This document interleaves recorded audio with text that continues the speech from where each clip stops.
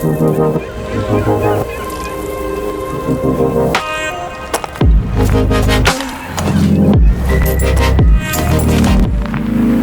I'm Michael. Thanks for staying. We'll talk about music. We talk about streaming and Spotify. I've been with Spotify now since 7 years, heading up Europe and the UK, and including Belgium. And I'm from Germany, which has the same colors of the flag in common and the same love for beer.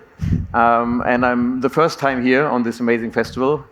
And I got the privilege to already get a tour by the head of the Tomorrowland label, Michel, and it was really, it's an experience for sure. So you already introduced yourself a little bit, what you do. I think you're a very interesting guest for a lot of people who work in the music industry. So we do have a lot of questions for you. We have half an hour, and then afterwards 10 minutes for a Q&A, so definitely chip in afterwards. Michael, the general theme of this conference is how technology and entertainment can help to build a better today and an even brighter future for tomorrow. Spotify has, over the past 10 years, really changed the music industry a lot. It helped create a very dominant streaming music business, and itself is very dominant in there. Do you feel that today, for music, is better than 10 years ago, thanks to all these shifts? Yeah, 10 years, I think for sure 20 years, because 20 years ago, as we all remember, there was like music flowing through the internet on MP3, pirated, and no one was earning anything. So actually, Daniel Ek, our founder, in 2006 decided to build something that is actually better than piracy, to bring people back to paying for music. And with the internet at the kind of global digital distribution, now everyone has the ability to just upload music to the internet, so to Spotify and the other streaming services. By the way, dominant, like, yeah, we have a good market share, but there's also some small players like Apple, YouTube, and Amazon. So it is still a vibrant market, I would say. Yeah, I mean, everyone has a chance to upload music, everyone has a chance to be heard, but there's also a lot more competition, of course, because there's so many artists now being available, but there's no gatekeeper any longer, and there's a democratic chance for everyone to get to be heard. I think that's better. For sure. Do you think that is one of the challenges of today, that there's so much music, 100,000 tracks uploaded per day? It's very difficult for artists to be visible today. It's very difficult for artists to make music the traditional way to be heard. Is that a challenge, you think? Yeah, of course it's a challenge. Like with everything in the internet, you have to cut through the noise. So definitely there's a challenge, a news challenge. Back in the days, you just needed to cut through the A&R and then get your record in the record store, and then you kind of made it, more or less. Now everyone has a chance, so there's obviously, as I said, more competition. And so cutting through that noise and being relevant to fans and being present and obviously finding ways to address your audience is a bigger challenge. There's 100 to 120,000 new songs uploaded. There are about like 5 to 10,000 tracks being pushed to our playlist and kind of offered to us to playlist them. So obviously there's a lot of choice, and it's hard. But also with the personalization and the algorithms, it's much easier also to fine tune and to find the right audience.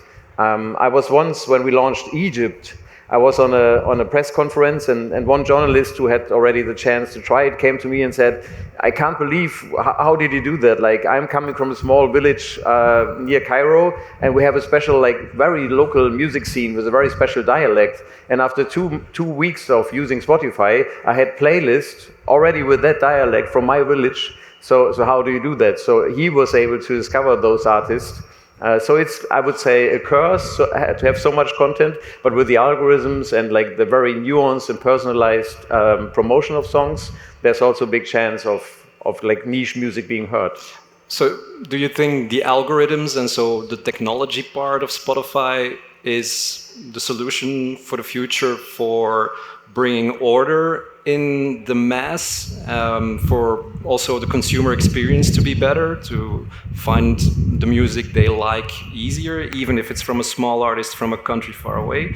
Do you think it's really the technology and the algorithm that will solve that, or is the human aspects, human curated playlists, is that also still important? Yeah, so we call it humans in the loop. So, oh, it's a bit reverb. So we have different kind of playlists. We have obviously editorial playlists that are just being put together by editors, like manually, and then they usually have one big topic, like or the New Music Friday playlist, where there's like a handful of songs being put together manually. And then we have the personalized playlists that are purely done by an algorithms and that are 100% personal. And they were actually discovered by a hack week. So we had a hack week, and some of the developers came up with the Discover Weekly idea, and that has been a huge hit. So that was the first kind of really unique, personalized playlist that we launched. And now we have the release radar, we have the mixtapes, AI DJ playlist, AI playlist, kind of guided. So there's a lot of like algorithms kind of support and really personalized, and that's also like hugely used. And then there's something in between which you call algotorial, where humans put together a set of, let's say, 300 songs to sing under the shower. 300 songs that might make sense to sing under the shower. And then the algorithm picks, Michelle, you come to the songs under the shower playlist, and you're probably more listening to EDM than that, or kind of to dance or whatever, like electronic music. Then the algorithms would see that and then pick the 300, out of the 300 songs, pick the 60 that are most likely being in your favor. But still the editors giving the context and saying, this is actually cool in the shower. They listen to the lyrics, they know kind of the background of the songs and so on. So there's 3 different types of playlists that are being created.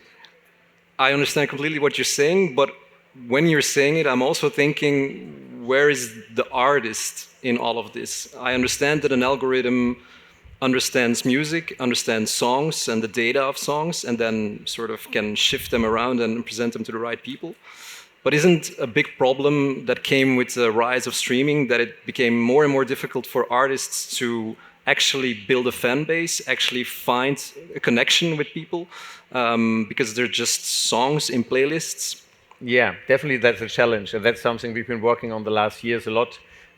So first of all, I think the one thing that helps artists to understand their fan base much better than in the previous kind of decades is that they have Spotify for Artists, so they can see how much their song's being listened to in that second, where on earth, from which people, in which city. So that will help them also to like put together touring schedules and so on. So that's the data element.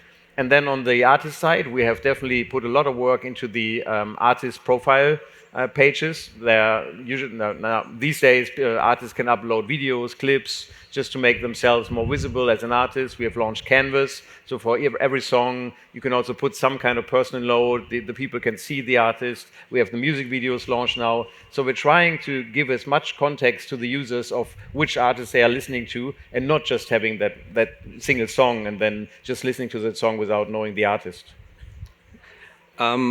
A lot of the features you just mentioned, you roll them out, or Spotify rolls them out gradually, and starting with the big territories, US, UK.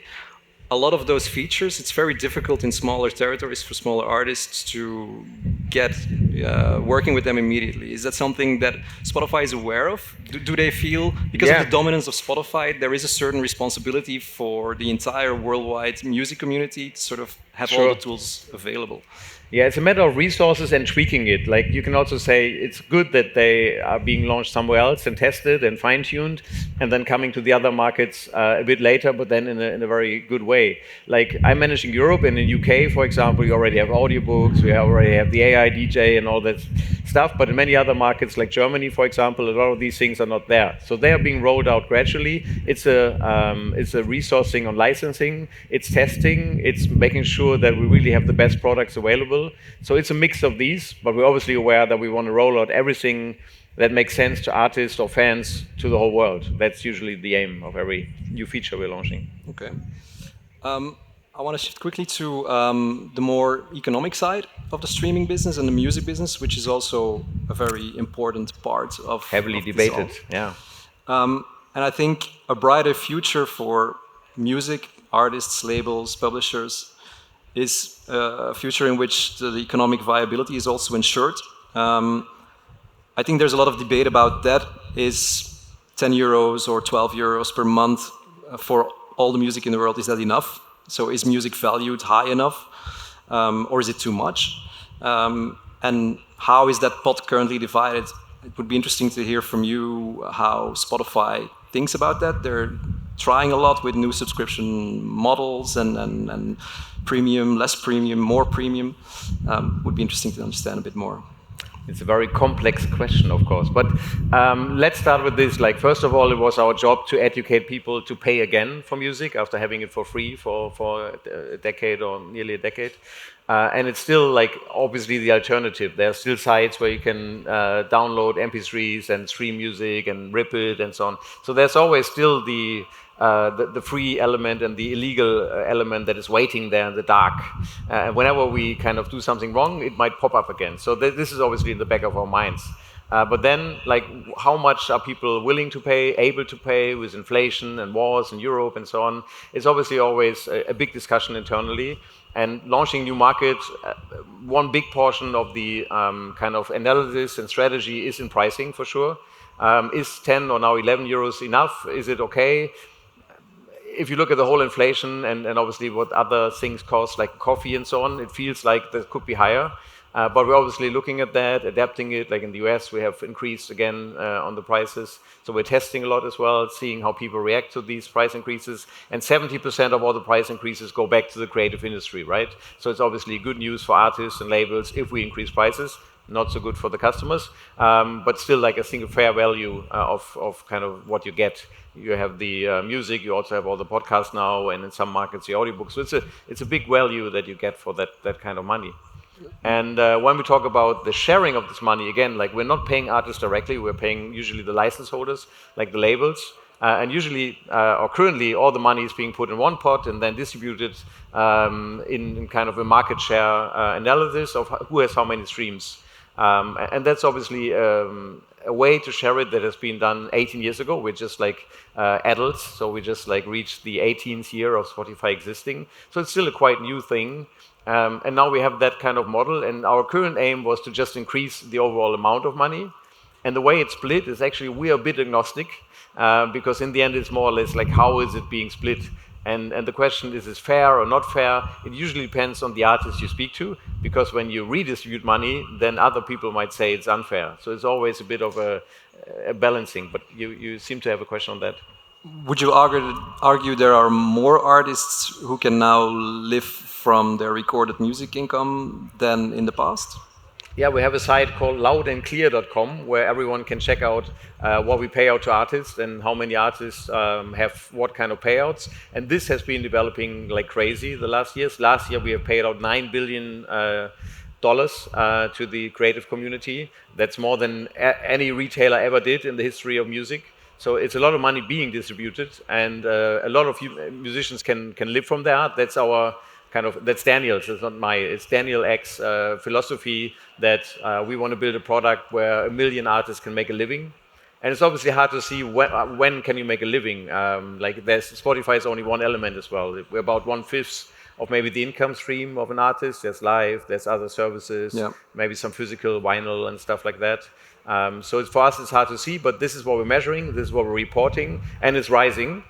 Is it enough? Could it be more? Always. So we're working on that. I personally think that one of the great advantages of the rise of streaming is that subgenres, particularly young genres, have all of a sudden become way more interesting financially. The rise of hip hop, but also I think in the dance, a lot of the growth was together with the growth of streaming. So I think that's definitely a positive.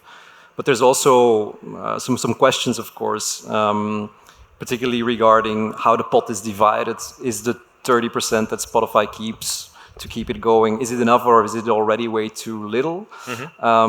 And that 70% that stays, the division between labels, artists, but also songwriters. There's a lot of discussion there. Is there anything particularly regarding the songwriters? Because it's quite a hot topic that you would like to mention there? Yeah, maybe quickly on the genres that you mentioned. So that's obviously a beauty for sure. Like also genres that have never had a big exposure, like African genres, Amapiano and so on. They keep getting a global audience. Stuff like K-pop coming from, or like also obviously all the Southern American music that is like Bad Bunny and these guys.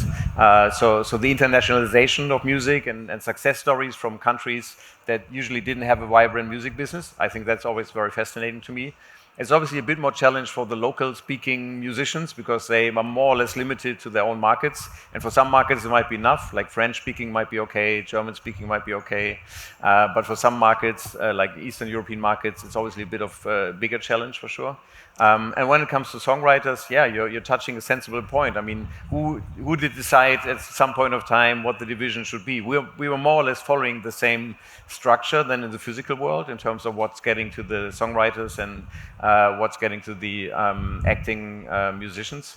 But yeah, it's probably a question that can be raised, and there's actively talks between collection societies and labels and so on. Yeah. And many labels obviously own big publishing houses as well. So it's a vibrant debate, but it's very hard to judge what is right and what is wrong and how much worse is in what. Like also with the rise of AI, is probably the songwriting more worse because this is the basis for maybe future generation of music. I don't know. It's a very ethical and interesting question, but I think it's not Spotify who will solve and decide on what's the right share. No. Well, as a dominant player, it does have a big say in it, but AI is a specific point we also wanted to touch on. AI has very positive effects, and I know Spotify is very far in using AI to make its service better and stronger and organized. But on the other side, one of the dangers glooming at the horizon is the rise of AI-generated music. Basically, people through websites like udio.com can create songs of 3 minutes and 16 seconds. They all have the same length, but they sound like actual songs. And you can make as many as you can per day, put them online, and start creating even more noise. It's a super big problem that a lot of artists, labels are thinking about. Other entrepreneurial people are thinking about that as well. What is your feeling regarding that whole AI-generated music discussion? Yeah. So on AI, obviously we have jumped on machine learning from the beginning, more or less. Like the Discover Weekly is a machine learning product, so kind of AI-ish, or part of the AI sphere, I would say. And then we also jumped on stuff like AI DJ, which is I think very uncritical. It's more or less a generative DJ that is like presenting music to you, and then the music comes from an algorithm. But those are like the uncritical things. When it comes to generative music, obviously there is a great line. There have always been tools, and many of you might be making music and you know those tools. You're always able to create, let's say, the drum part more or less semi-automatical, just like put a matching drum part to it. So there's always like AI supported or kind of machine supported songwriting and production. So that was always there, or at least the last 20 years. So now it's obviously getting one step ahead and it's exponentially evolving. So obviously for us now, it's very hard to distinguish like if someone's uploading a track, is it a generative AI track or is it being like produced by humans? One thing that we did already is to demonetize like every song that has not at least 1,000 plays a year, so that all the stuff that is uploaded and then maybe just like use once or listen to once because it's mediocre generative, it's not good music usually that's coming out of there yet. It's kind of like, it's still in that mediocre kind of phase. Mediocrity is for free now with the AI, that's for sure. So that's one element that we did to demonetize those so that they're not eating the cake of the aspiring and artists that are making a living from music. So that's one early part, and then obviously, like we're observing that we're keeping contact with all the labels and all the creative community to see what is the next step, how will this exponentially grow, and what's our stake in that. I foresee a future where there may be some seals on it, like maybe officials in Belgium or somewhere else might go into a rehearsal and say, please play that song so I can see it's actually humanly played in the studio, and then they will get a certain seal or stamp, human made. I don't know. Could be something that is happening. so people can kind of make the choice by themselves. They want to listen to human-made music or some AI music. On the other side, I also of course see chances. Like I would love to have a new album from Nirvana with Travis Barker playing on the drums and I don't know, maybe Freddie Mercury singing. That could also be fun in a way as a service if artists are being paid, right? Yeah. So maybe there are ways to license that and to find out like what training data is being used, what names are being used, and then giving money back to, I think, except Travis Barker, they are all dead. But maybe yeah, they are always some other artists. Let's pick Solomon or some other like artists that is like producing music. So there's also maybe a bright part of it that where artists can actually take what they already produced and created and then make a second income out of that through AI. Yeah, or it could become a sort of gaming element where people start creating with music rather than just passively listening. And that's one of the questions that I had when I was thinking this through. Like maybe it's also a danger for Spotify that streaming services who currently are flooded with mediocre music basically become less interesting maybe. And maybe for real artists, a focus on streaming will become less smart even because it's so flooded with probably at some point very well sounding or good sounding AI music that they have to think of new business models where real artistry creates different revenues. Do you see certain new businesses on the horizon that sort of could become competitors for what streaming services are now for original artists?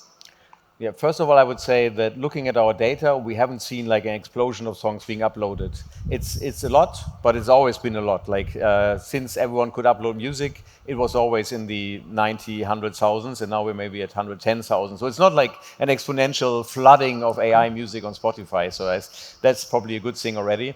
And then obviously, as you mentioned, I'm sure there are future services where kind of super fans can also get certain experiences and so on, and where artists have more control. I mean, now already artists can upload their videos and so on, which are also showing a human element of their artistry.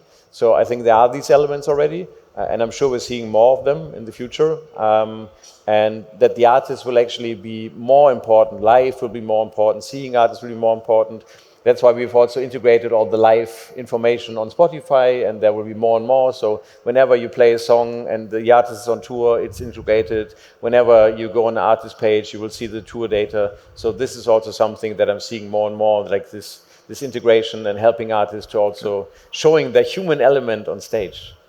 Okay. I have maybe before we open the floor for questions, one personal question for you. Sure, yeah. Because you ran for the past 4 years basically the biggest or the fastest growing territory for the fastest growing streaming service. So that must have been 4 heavy years with a lot of like interesting evolvements. Is there one thing that stands out for you that you feel like you were part of sort of, I don't know, on the technology or on the music side, history, something special? Yeah, even though it's a music conference, I think I'll have to mention podcast, because podcast at Spotify more or less started in my region in Germany, where we had the first exclusive podcast on Spotify, and then rolling out this podcast business, starting with acquiring a lot of originals and exclusives on that side, then branching out now to becoming a true podcast platform and having 100 million active listeners to podcast, and creating a new or reviving a genre and a media to becoming a new mainstream media. I think that's probably one of the most exciting things to work on, because building something up from scratch in those markets was definitely special. And it helped the music as well, because people who are listening to music and podcasts are less likely to churn on a music service. So it's also good for the musicians. Oh, you're being cut off. Cut off. Ah. Hold on. It's interesting that you say that, because the music industry is also a little bit scared of Spotify turning to other audio content, which divides the pot even more. But I do tend to agree, and we spoke earlier about the fact that podcasts are actually the example of sort of content for which real fans proactively come, so they don't hear them passing by passively on a playlist, but they go look. And it's definitely a place where Spotify helps building stars and people who have additional business. So that's a good And point. for every musician, I would definitely recommend to see which podcasts are out there and use it as a promotion channel for sure. I've seen great examples of artists kind of being guests in podcasts, speaking about their music and so on. So it could be a good promotion channel. And it's not eating any cake from the music side. It's a totally different business model. It's fully ad funded. It's a different share. So it's not eating any euro cent of any artist's income. Interesting. Yeah, I think we have 5 more minutes, so maybe if there are questions in the audience.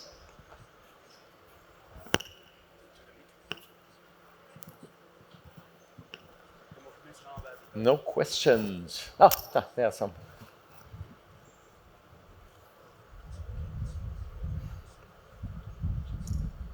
Hello. There is a skip rate on that some accounts have that they can see when they skip the track before the track released. There's a tool on Spotify, and how they get the tool. So it's a Spotify for artists. That's kind of the tool where you see all the data and the skip rates and everything. And you can just contact Spotify, usually through the label. They make the contact. If not, then you can just reach out to me on LinkedIn or whatever. And then I can put you in contact. And then you are just being whitelisted. You have to kind of show that you're really the artist that is kind of wanting that kind of access. And there you can see everything. But yeah, there's a little like kind of a process to make sure that not anyone can just like see all the data of all the artists. But it's easy. I can help you with that for sure. Okay. And take it offline. Question. Sure. Before the release, you can see on by the curators and a percentage how the successful for the playlist to put it on the playlist. Yeah. There's also a tool, but it's not on Spotify. I mean, the way it works is that everyone can propose songs to be playlisted in that Spotify for Artists thing. So if you upload your music, you can just click, I want to have that in a playlist. And then it's being proposed in an internal tool for Spotify editors. You can put like 500 letters next to it saying why and what's kind of the context. And then they will listen to it and then put it into playlists. But that works through the same tool like the Spotify for Artists tool.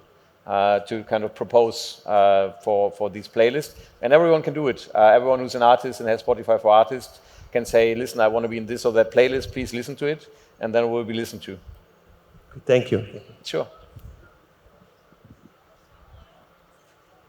Hello. I'm actually listening. Oh, sorry. We can hear you well. You hear me? Yeah, perfect. Okay.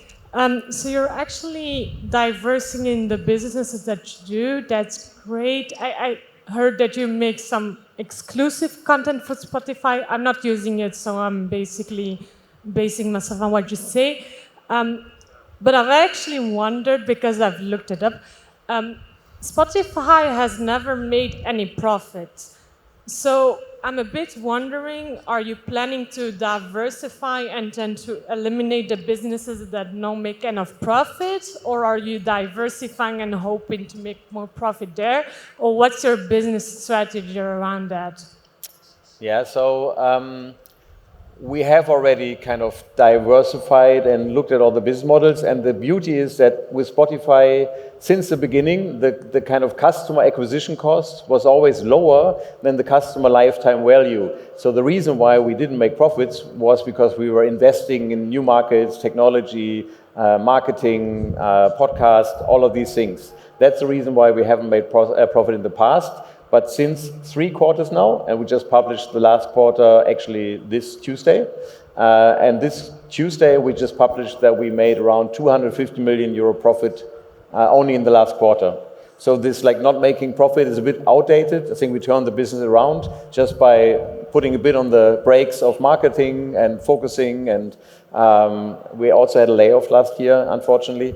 But yeah, now it's definitely on the verge and being a really profitable business. But that was always kind of the trajectory, because again, like we always had less cost to get customers and more income from a customer. So that was more like investment story. Okay, and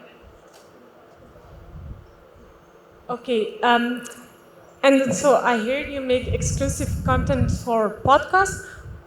just a wild question, but are you planning to do that for music as well?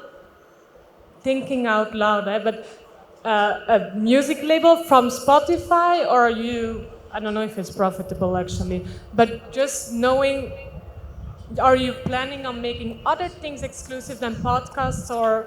No, exclusivity is over.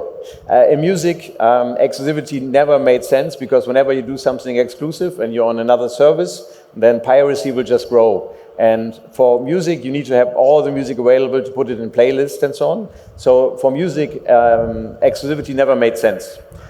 For podcasts, we started and we thought like, hey, it's a good idea to have exclusive podcasts on the system because a podcast is not something you put in a playlist. It's with Netflix, like you have certain shows that are only on Netflix. And we said like, maybe that's a clever way to go there. But there as well, we started to change and we stopped doing exclusives and originals and focus more on like being a platform for everyone. So the tools we had for those exclusive platforms, these exclusive podcasts, we are now making available for every podcaster. So every podcaster can come to Spotify and say, hey, I want to use your sales team to put advertising in my podcast. Or hey, I want to use that Spotify for podcast app to get more insights, like where are people dropping off and so on. So it's now, the era of exclusivity is definitely over.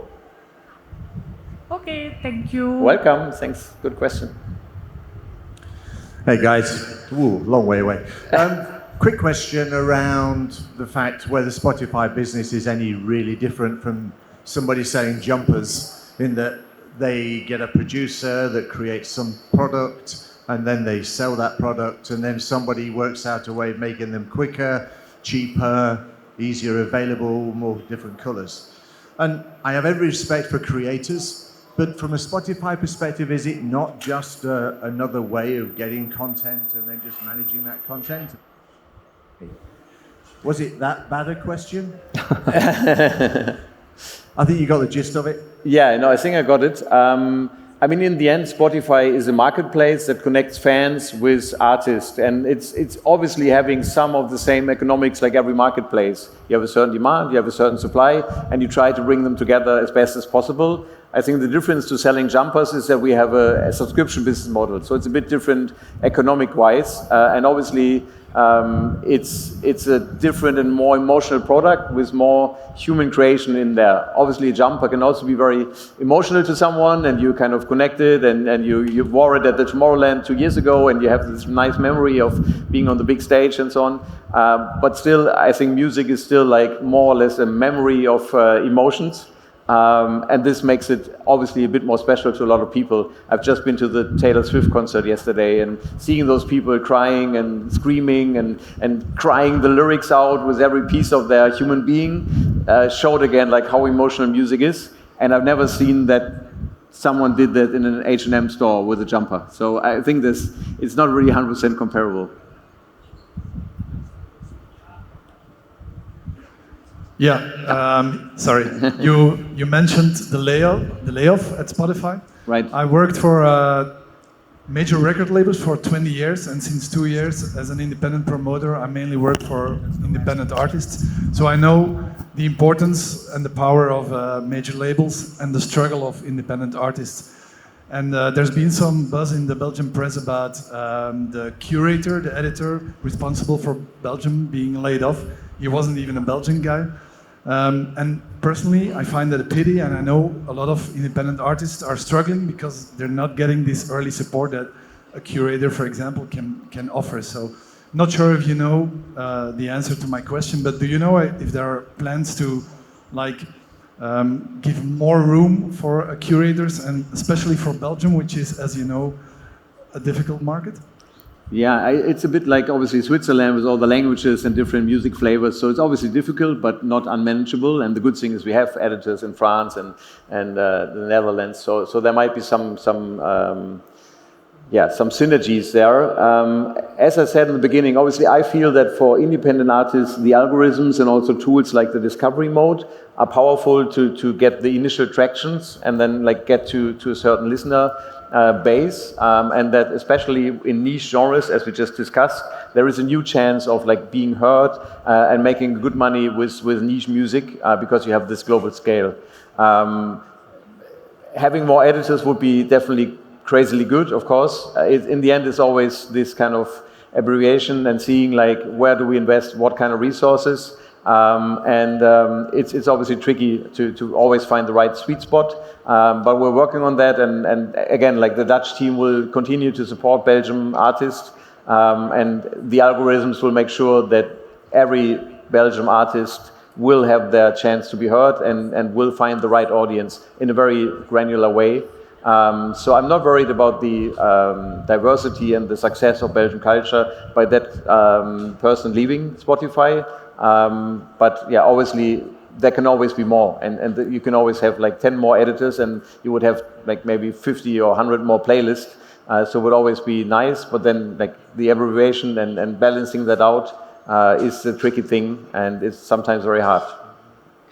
Thanks. That was the last question. Thank you very much, Michael. Thanks. Thanks for staying here, even though we were more average than the not average Rob. Thanks.